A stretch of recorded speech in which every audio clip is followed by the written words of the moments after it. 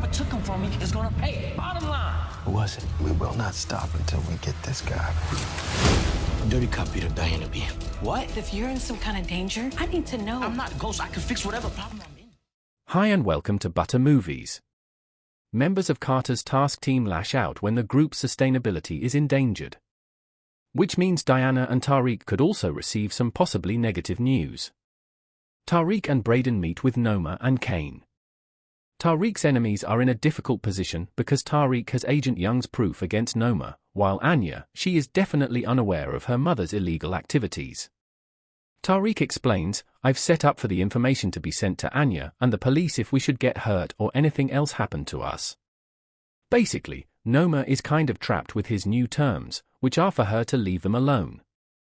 Meanwhile, Carter and his crew bust into Monet's house while she's there with Drew and Diana.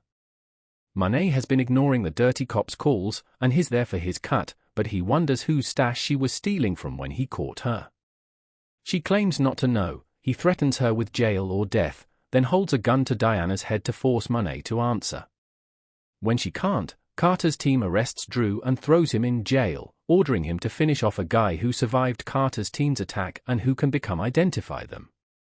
Camel meets with Carter at the end of the episode to tell him what he saw Nico do during a raid on a Russian dealer earlier in the hour. Your task force is compromised. You've got a dirty cop on your squad. Carter tries to play it off, but he eventually confesses and tries to bring Camel into the corrupt fold. But the disgusted look on Camel's face lets Carter know the pitch isn't going to work, so he pulls out his gun and kills him, just like that. You should have listened to me, Carter says regretfully before leaving the scene. Things are getting out of control in the second half of Power Book 2, Go Season 4. In last week's episode, Diana was beat up by a dirty cop who was upset that Diana enlisted Tariq to complete a job rather than doing it herself. Later on in the episode, Detective Camel Tate, Rashad Tate's brother, was shot and killed by Detective Carter after Tate learned that Carter is running a dirty operation with his team. This is all while Tariq and Braden figured out a way to get back in the drug game and work with Noma after taking care of a problem for her. So, what happens next? Find out this week's episode, and here's everything you need to know about it. These two were trying to kill one another a few hours ago, and now they're splitting ultrasound photos? Not to mention Tariq lying to her face about Salim. It was shocking to hear Tariq come out and tell Diana his plans to be the big dog in town, as if that was supposed to impress her or excite her after all the loss she'd recently incurred and the danger she'd been in. These two trying to navigate their relationship with zero trust or affection and then successfully co-parent in the future seems like something that will never happen.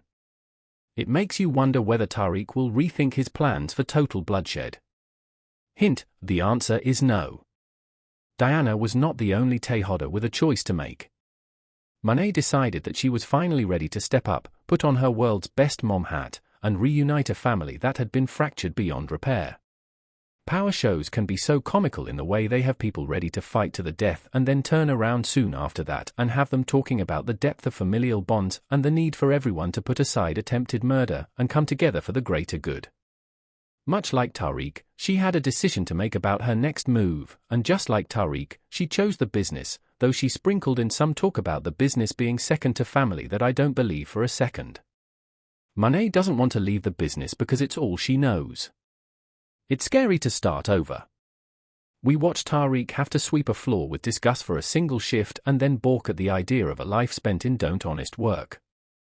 Even if her intentions are in the right place, this belief that Monet can balance the business and her family in some new way feels misguided at best. And it got off to the worst start possible.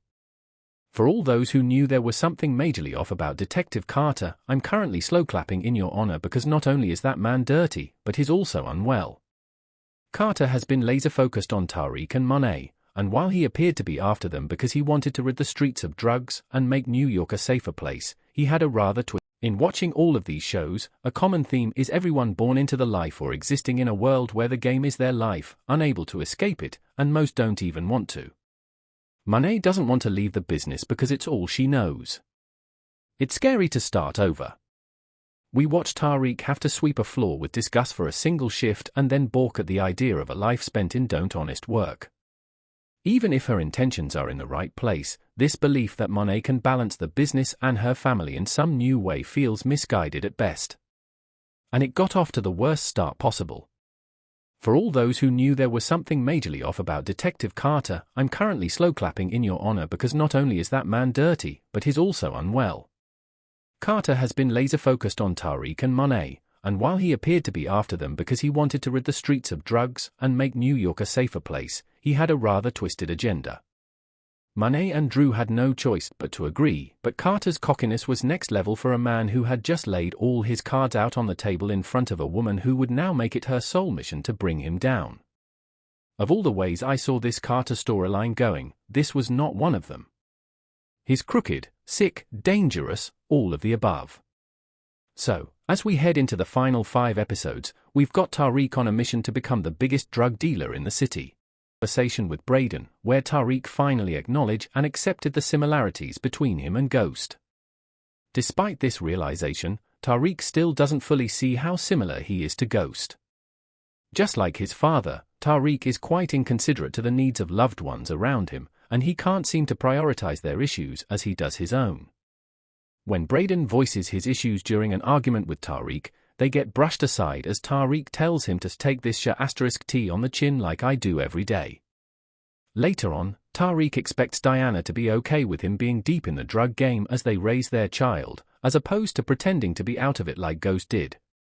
In each case, Tariq put his needs and desires above Braden's and Diana's without considering Monet nearly lost 2 more children in episode 4 of Ghost as both Kane and Tariq were in pursuit of Drew and Diana, respectively, in retaliation for trying to kill Monet and set up Tasha for a death of her own.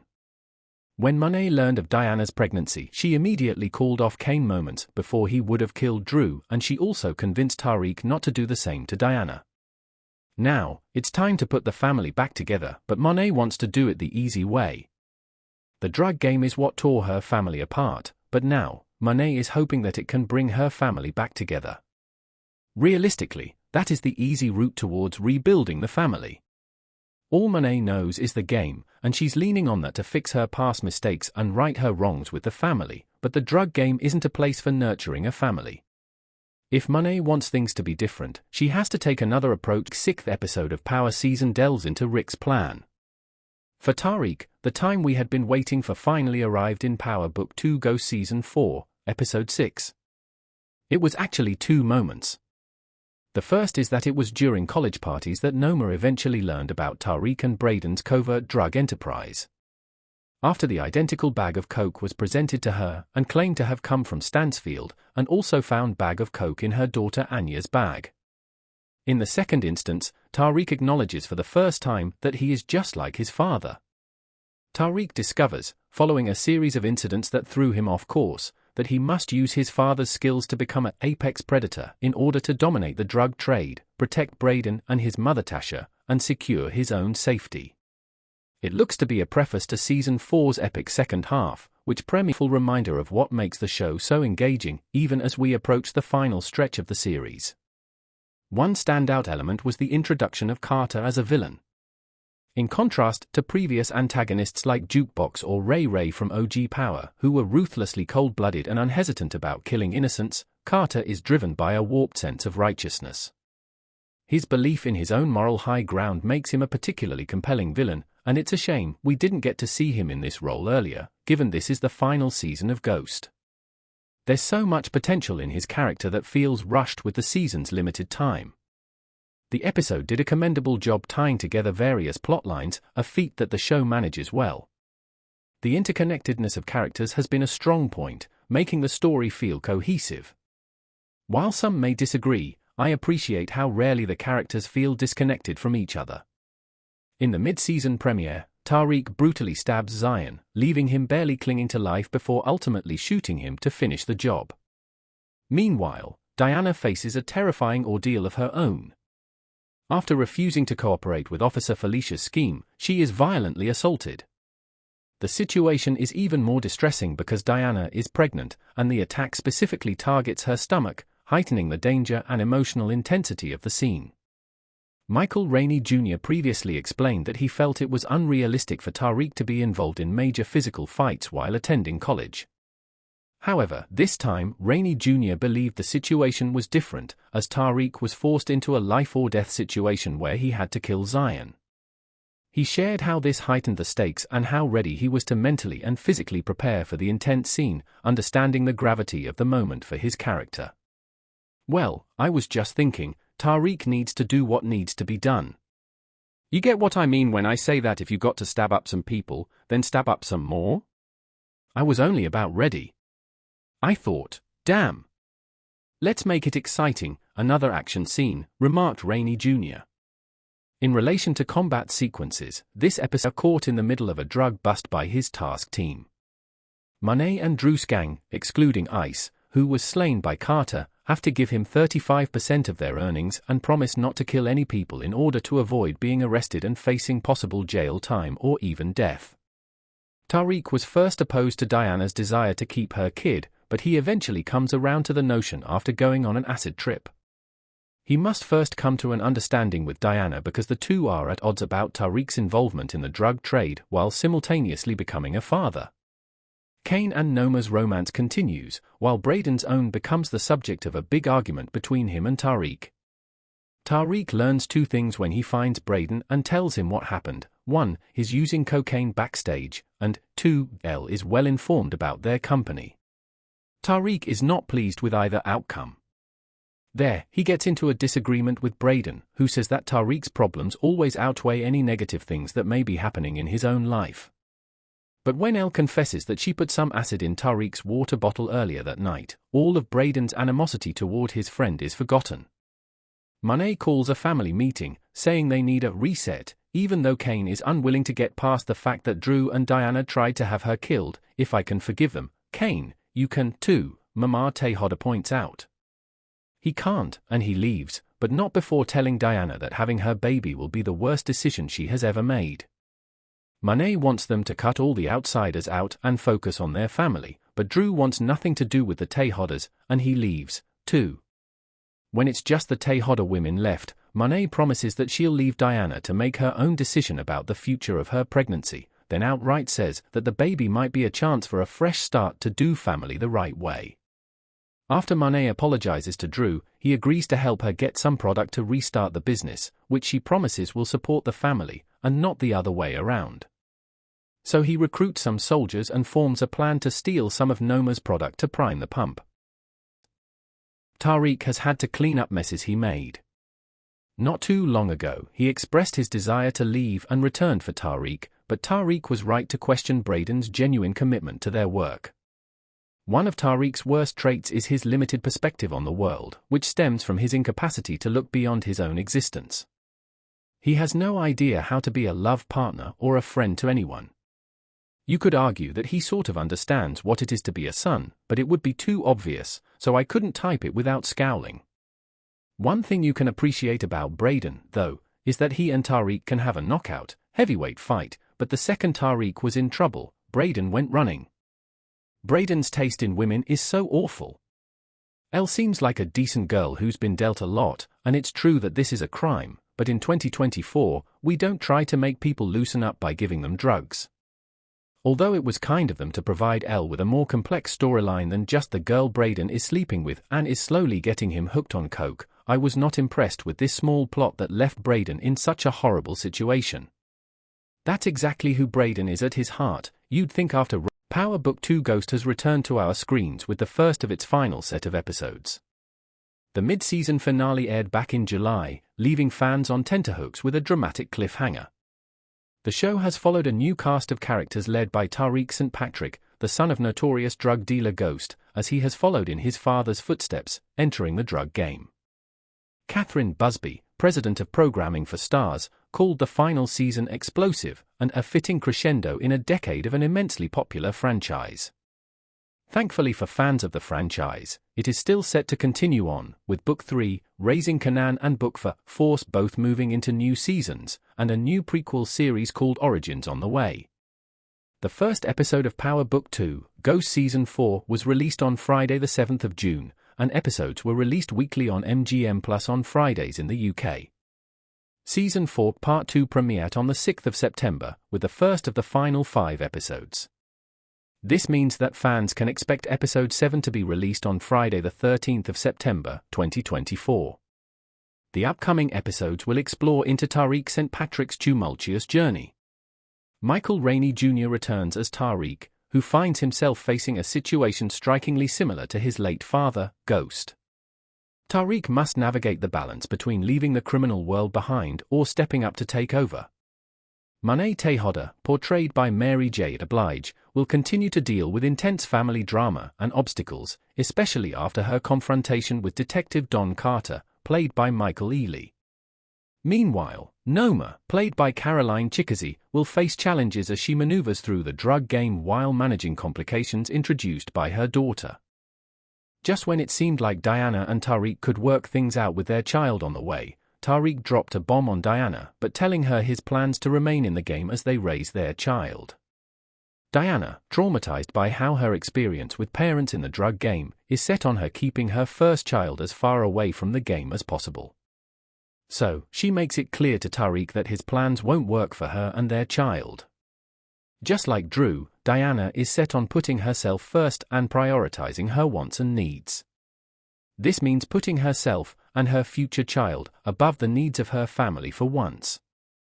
In order to do that, Diana can't compromise for the sake of Tariq. If Tariq can't make the necessary sacrifices in order to create a safe life for their child, then there's no point in Diana trying to make things work. We saw how things ended with Ghost as well as with Lorenzo and Dante Emeka. Diana doesn't have to be the next to experience it. The moment we knew would come finally arrived for Tariq in Power Book 2, Ghost Season 4, Episode 5 titled Ego Death. Actually, it was two moments. The first is Noma finally caught onto Tariq and Braden's underground drug operation through college parties. She discovered it after finding a bag of coke in her daughter Anya's bag after the same bag of coke was brought to her and said to have come from Stansfield.